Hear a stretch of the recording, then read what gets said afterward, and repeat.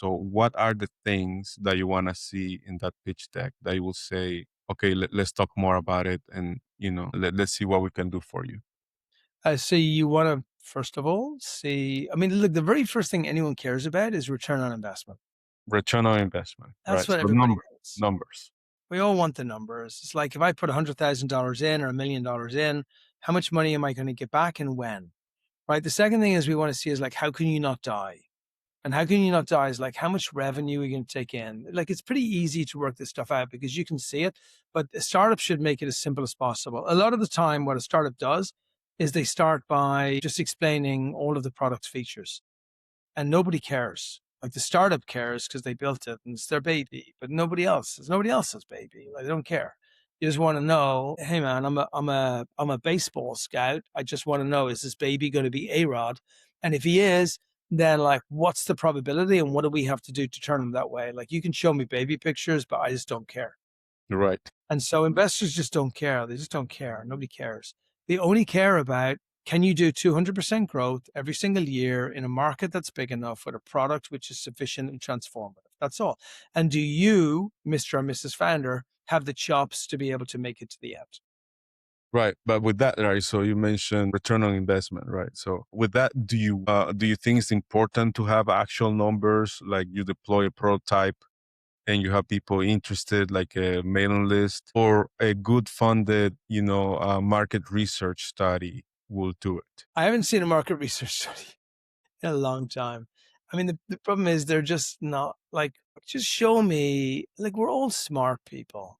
Right. Like, if you're like, hey, for what you're doing, you're a great developer and you do tons of great nearshoring whereby you bring other developers in. So all I want to know is like, what do your customers think? Obviously now you're a service company, but let's pretend you're not a service company. Let's pretend you're a tech company. So I want to know, what are your customers saying about you? Like, that's very clear. It's out there.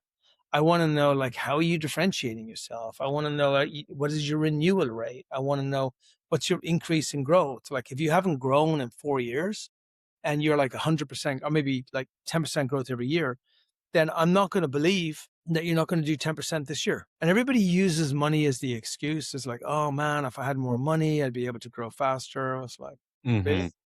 You sure about that? Right. So, getting feedback from your customers means that you at least have an MVP out. Right. Yeah. And I'm not crazy about the term MVP. I would rather lovable product because lovable product can get better and better. I don't like minimum viable product. It's just a very developer's just description of something that's kind of inadequate for anyone. And it's kind of saying to the customers, listen, take this shitty thing and then we'll give really good stuff to the next customer. And I don't want to be the guy who gets the shitty thing.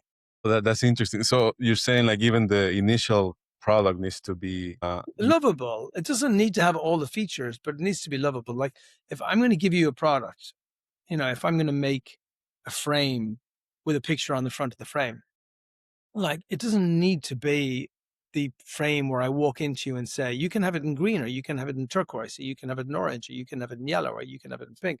Like, and show you all of those things. Like you don't need that. But we don't have that yet. But you might say, look, you have this one here, which looks great. And if we do different colors, we could actually just make it much better. I'll happily bring you in other colors next week.